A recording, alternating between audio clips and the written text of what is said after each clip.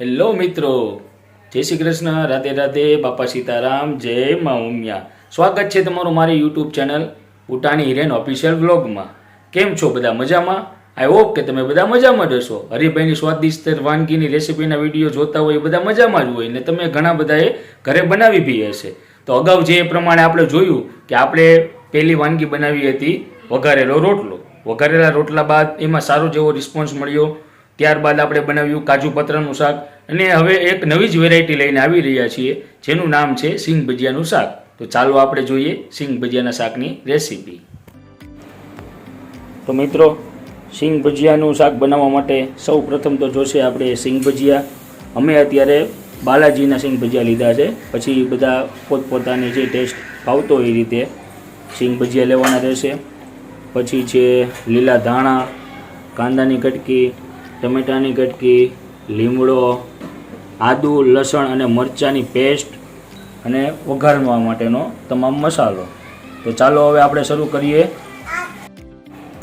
સૌ પ્રથમ આપણે હવે તેલ લેવાનું છે.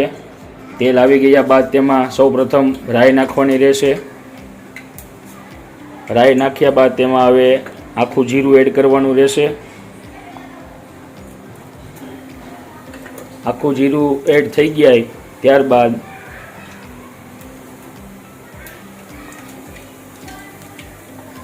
આખું જીરું બાદ હવે હિંગ એડ કરવાની રહેશે.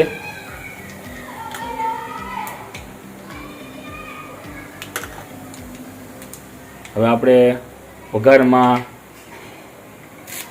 લીમડો નાખવાનો રહેશે. હા, વઘાર પણ જામ્યો. લીમડો એડ કર્યા બાદ મરચાં, આદુ અને લસણની પેસ્ટ જે આપણે કરી છે તે એડ કરવાની રહેશે.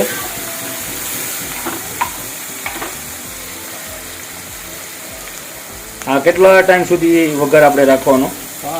5 મિનિટ સુધી. 5 મિનિટ સુધી આપણે વઘારને આ રીતે આપણે હલાવ્યા કરવાનું છે. વઘાર આ રીતે મિત્રો તૈયાર થઈ જાય ત્યારબાદ હવે સૌ પ્રથમ તેમાં આપણે કાંદાની કટકી એડ કરવાની રહેશે. કાંદાની કટકી એડ કર્યા બાદ વઘાર જે આપણે કર્યો છે તેને બરાબર સાતળવાનો રહેશે. જોઈ શકો છો મિત્રો, સુગંધ પણ એમ આવે છે હરીભાઈ. સિંગ ભજીયાનું શાક. હો ભાઈ, વાહ ભાઈ વાહ. હા, તમારું સિંગ ભજીયાનું શાક. મિત્રો, આ રીતની આપણે ડુંગળી જે અંદર નાખી છે એ બ્રાઉન થઈ જાય એટલે હવે તેની અંદર આપણે ટમેટા એડ કરવાના રહેશે. જે આપણે ટમેટાની કટકી કરી છે તે હવે આપણે એડ કરી દેવાની રહેશે. એકદમ ગ્રેવી તો આપણે નથી કરવાનું. ટમેટાની કટકી વ્યવસ્થિત રીતે પાકી જાય ત્યાં સુધી આપણે રાખવાનું છે. હવે સૌ પ્રથમ હવે આપણે હળદર એડ કરીશું.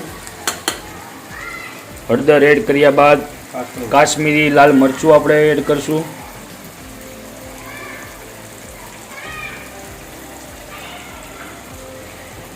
ત્યારબાદ હવે સ્વાદનો રાજા એટલે કે મીઠું સ્વાદ અનુસાર આપણે એડ કરવાનું રહેશે. મીઠાનું પ્રમાણ થોડુંક માપમાં રાખવાનું, કેમ કે સિંગ ભજીયા બી થોડા ખારા હોય. આ રીતે આપણો વઘાર કમ્પ્લીટ થઈ જાય ત્યાં સુધી આપણે તેને વ્યવસ્થિત આ રીતે પકાવવાનું રહેશે.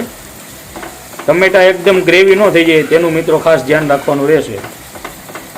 તો મિત્રો, આપણે હવે આ કાંદા ટમેટાનો વઘાર જે કર્યો એડ થઈ ગયો છે બરાબર. હવે તેની અંદર આપણે 1 થી 1.5 ગ્લાસ જેટલું પાણી એડ કરવાનું રહેશે. એક જ ગ્લાસ મિત્રો, 1 ગ્લાસ જેટલું પાણી એડ કર્યા બાદ તેને 2 થી 5 મિનિટ સુધી આપણે રાખવાનું રહેશે. તો આપણે હવે એને થોડી વાર માટે રહેવા દઈએ.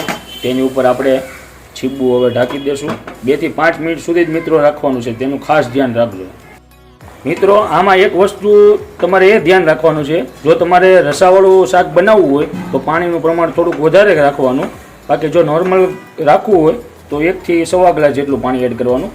હવે આપણે તેની અંદર મેઇન વસ્તુ જે આપણી શાકની છે તે હવે સિંગ ભજીયા હવે એડ કરવાના રહેશે. વાહ ભાઈ વાહ.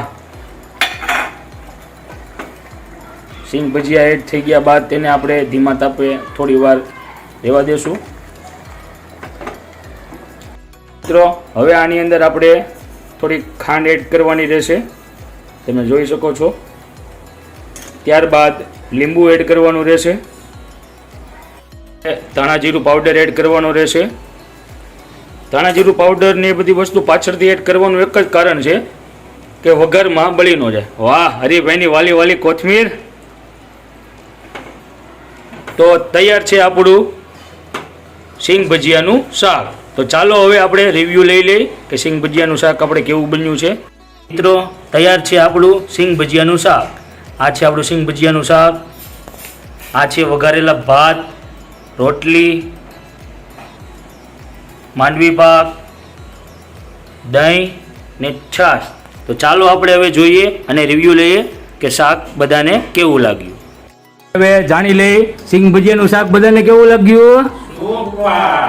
તો મિત્રો આવીને આવી રેસીપી જોવા માટે તમે અમારી ચેનલને લાઈક કરો, શેર કરો ને સબસ્ક્રાઇબ કરો. કેવું લાગ્યું શાક? હે, કેવું લાગ્યું? અહીંયા જો ફરી કેવું લાગ્યું? સુપર. અરે વાહ. જય હિન્દ, જય ભારત. મળીએ નેક્સ્ટ વિડીયોમાં. Big thank you for being here. बहुत बहुत धन्यवाद.